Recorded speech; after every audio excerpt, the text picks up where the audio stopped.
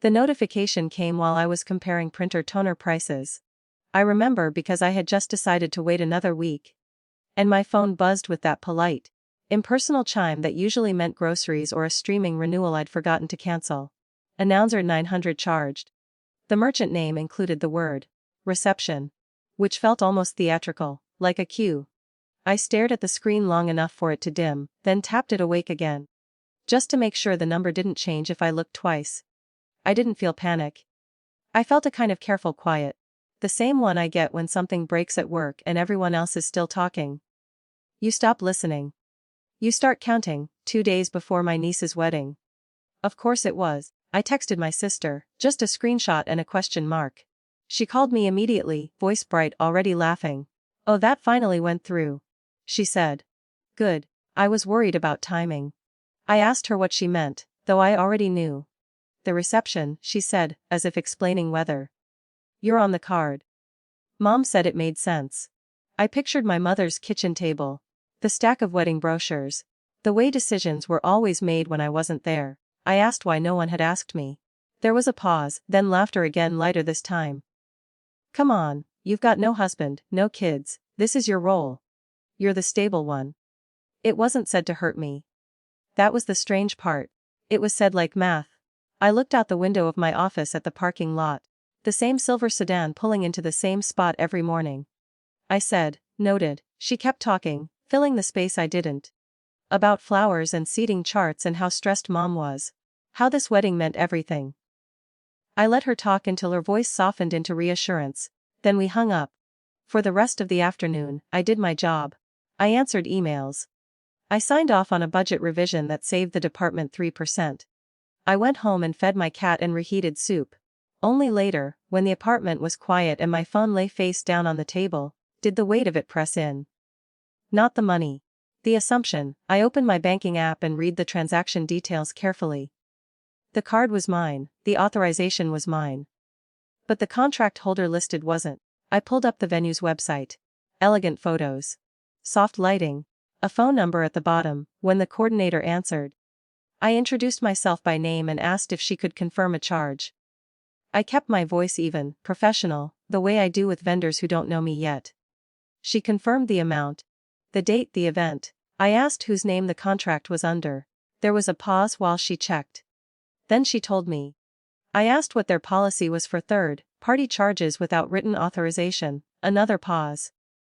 Longer. She said she'd need to escalate it to accounting. She asked if I could email documentation. I said yes. When I hung up, I felt something shift, not relief, not satisfaction, just alignment.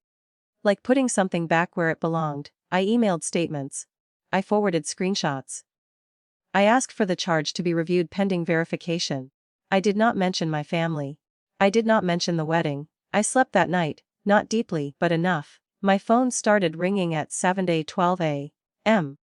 My mother's number, then my sister's, then my mother again. I let it ring while I showered. By the time I left for work, there were 12 missed calls and 3 voicemails I hadn't listened to. At the office, the receptionist raised her eyebrows. "Your sister's here," she said quietly. "She seems upset." I nodded and went to my desk first. Logged in, set my bag down. Only then did I walk to the conference room. My sister was pacing, phone pressed to her ear. Whisper shouting. When she saw me, she hung up. "What did you do?" she demanded. I sat down. "Good morning. They're saying the venue might cancel," she said. "Mom is hysterical. Her fiancé is on the phone with the bank. They're saying the payment is under review." I looked at her, really looked.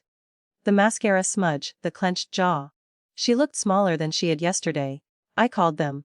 I said. "You can't do that," she said. "The wedding is in 2 days." "I know." She stared at me. Searching for anger, for cruelty. "Why would you do this to us?" I thought about explaining, about respect, about boundaries. About how being, the stable one, had slowly turned into being the silent one. None of it felt useful. "I didn't authorize the charge," I said. "They asked questions. I answered them." Her phone buzzed again. She didn't answer it this time. In the hallway outside, I could hear raised voices through someone else's speakerphone. My mother. Unmistakable, even distorted, sharp with panic. An hour later, the venue's accounting manager called me. She spoke carefully, using words like policy and verification and liability. She said they'd need the contract holder to provide proof of authorization or arrange alternate payment immediately. I thanked her and hung up.